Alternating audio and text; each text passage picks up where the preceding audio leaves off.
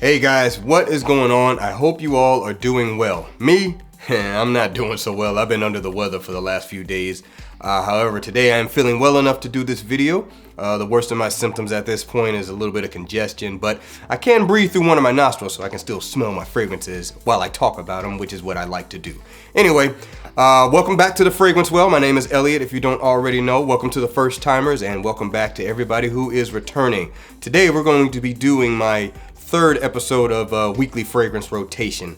I meant to get this one out sooner, but some stuff got in the way with work that preventing me from getting this one done. So we're gonna get it done now. So I'll go over what I chose to wear the week of this week of the fragrance rotation. I don't even remember what week it is anymore, but I took down what I wore. I remember what I was doing. So we're gonna talk about it right now.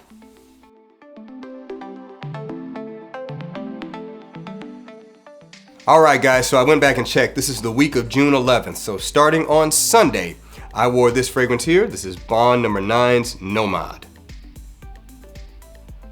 Bond No. 9's Nomad.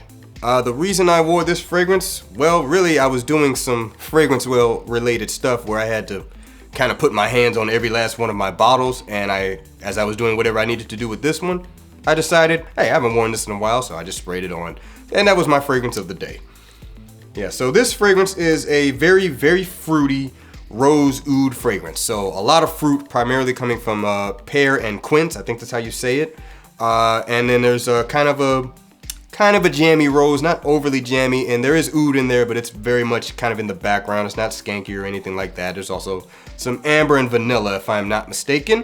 But the fragrance is quite sweet. Definitely does lean feminine. So might not be the best choice for a lot of people. I would say sample this one first, but very good quality fragrance. Rather expensive, to be fair. I'm not sure if you can even find this on discounters, but it is quite expensive. But with a lot of Bond No. 9 fragrances, sometimes the quality doesn't seem to match the price. I think for this one, it does. So that is why I do have this one, and that is why I chose to wear it that day, because I actually do enjoy wearing it. My wife really likes to wear this one. It is definitely unisex, but like I said, it does lean a little feminine. But fruity rose oud fragrance, that's pretty much the gist of this one. Once again, Bond No. 9, Nomad. Alright, so we are on to Monday's fragrance of the day. That was Arabian Night from the house of Arabian Oud. Arabian Night from Arabian Oud. I gotta get more fragrances from this house. I've smelled, I have been to one of their boutiques. I did smell quite a few when I was there. Was pretty much blown away with most of what I smelled, even if it wasn't something I necessarily wanted to purchase. This one here is I would call it a rose fragrance featuring a pretty good prominent note of cinnamon. It's ambery, it's sweet. I think there's cedarwood in this as well. And my favorite thing about this fragrance, in the opening, there is a lemongrass accord that is so calming and soothing, but also uplifting at the same time. I gotta smell it again. Oh, man, the quality fragrance that doesn't cost you all that much. Signature scent worthy.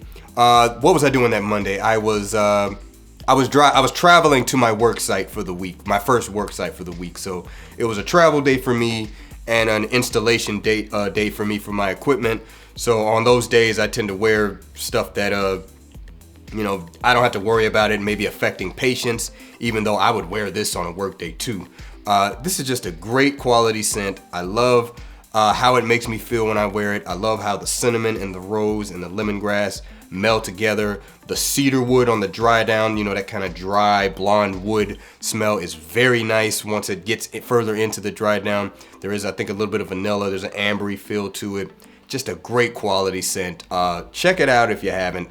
I don't know if you can, I would imagine you can probably get a sample of this one from somewhere. This is one of their more popular fragrances, so I think you might be able to find a sample of this one. So anyway, this is Arabian Night from the house of Arabian Oud. That was Monday's wear. Alright guys, so we're on to Tuesday's wear, and from the house of Carolina Herrera, this is Chic for Men. Carolina Herrera's Chic for Men. A fragrance that's been out a while. When did this come out? It came out 2004. This fragrance is a fruity, spicy, and woody fragrance. There's a good note of melon in here. There's a little bit of cardamom. I think there's some pepper. There's some blonde kind of woods. Kind of a muskiness to it, but not a very forward musk in my opinion. I get the woods more than I would pick up on the musk. So this was an actual work day where I was interacting with patients and surgery center staff. So, this is a safe choice. Sprayed most of it under my shirt. But I really enjoy just wearing the scent. That melon nature of it, even though the melon does kind of die down kind of quick, there's notes to kind of keep that kind of vibe hanging around throughout the life of the fragrance. And that's what I really like about it, that fruitiness that it has. Not overly playful, it's like a mature fruitiness. That's what I really like about this fragrance. It's just enjoyable to wear, and it was pretty hot that day, so when I got outside, it didn't become overwhelming, mainly because, I hadn't just doused myself in it. It's not a super long lasting fragrance, so when I left my first work site and started traveling to the second one, I sprayed on some more of it, so it would, I could experience for the rest of the day. It's just a good, really good scent, in my opinion, that doesn't cost you a whole lot of money, and it's still sticking around, and I think it's a great one from the house of Carolina Herrera. So once again, this is Chic for Men. That was Tuesday's wear. All right, so on to Wednesday's wear. This is going to be from the house of Orto Parisi. This is Bergamask. Bergamask from the house of Orto Parisi. This fragrance is, I don't know if it would be considered nuclear, but I would say it's knocking on nuclear's door. Very strong, very forward fragrance, very long lasting, massive amount of sillage. So this was another work day for me, so I was very conservative with my sprays on this. I think I did one, maybe 1.5 underneath my shirt, because I just did not want this to come off too strong. In some environments that may be okay. I just didn't want to take that chance of just being too loud in the work environment. But this fragrance here is very citrusy and sharp. Has a prominent note of bergamot in the opening, and that kind of citrus vibes definitely stays through the life of the fragrance. There might be some aldehydes in here. I definitely pick up on some woods, and there's definitely a prominent note of musk in the base of the fragrance.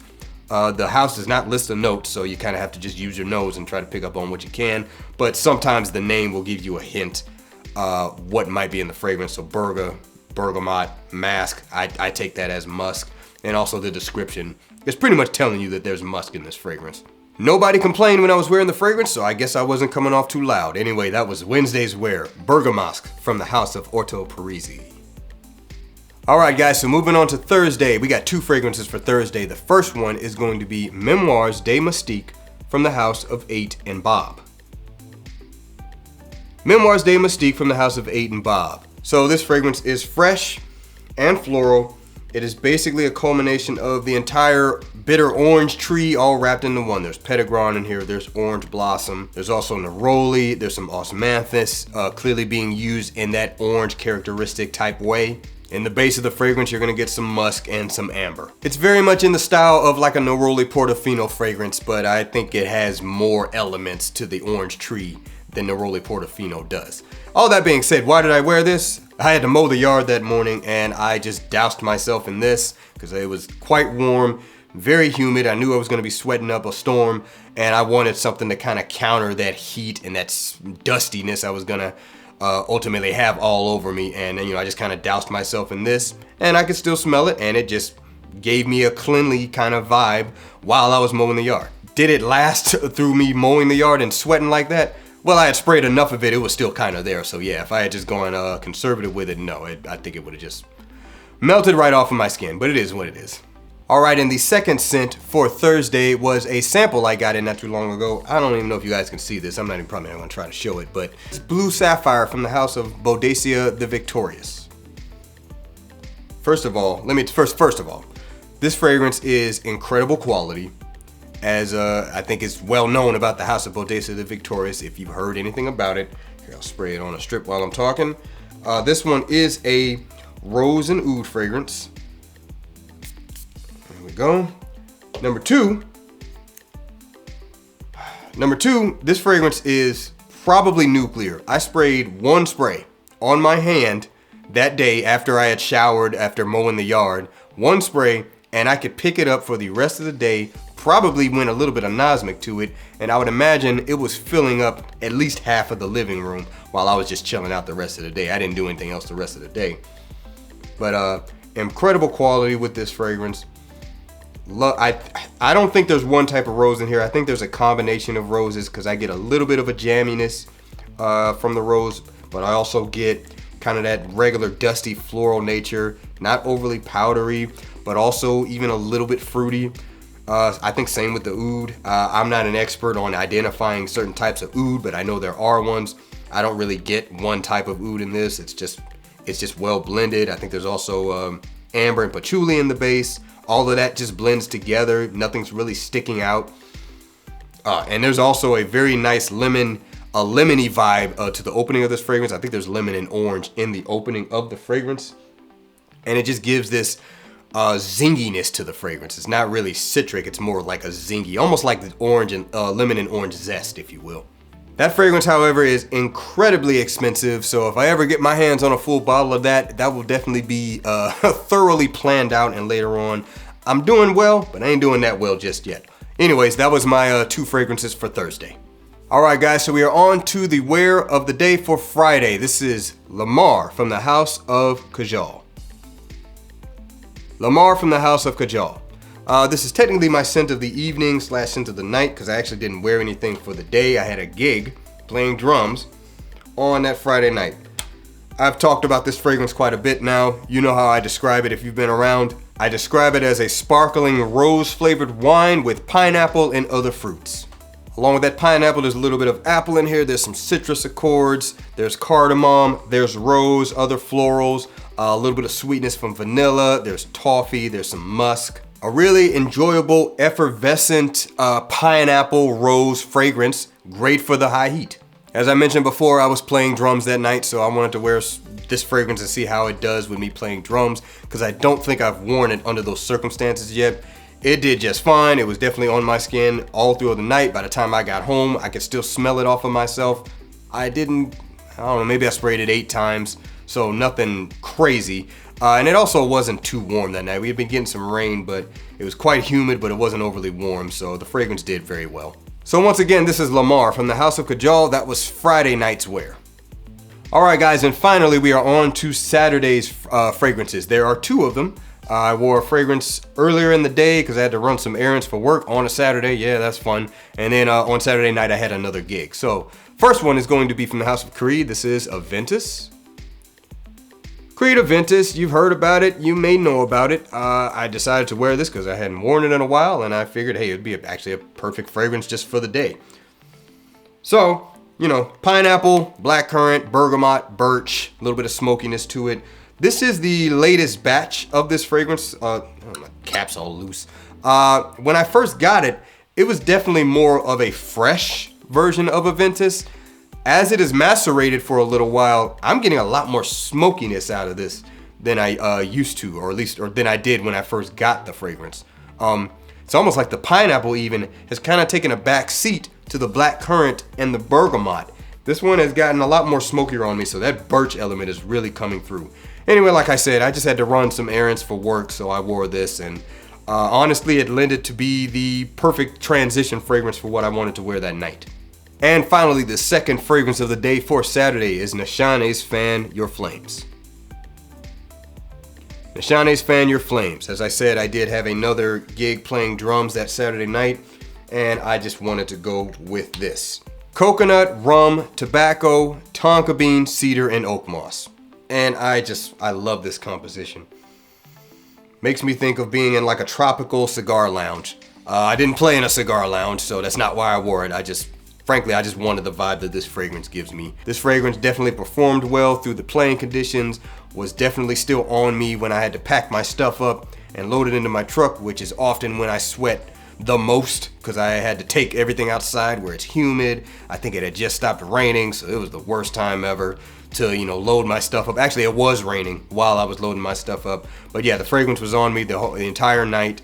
Was definitely on me still when I got home. I had to kind of scrub a little bit of it off because I didn't want to keep smelling that or overwhelm my wife while she was trying to sleep. But high quality fragrance from the House of Nashane, one of my favorites. I cannot wait to try the new Fan Your Flames X.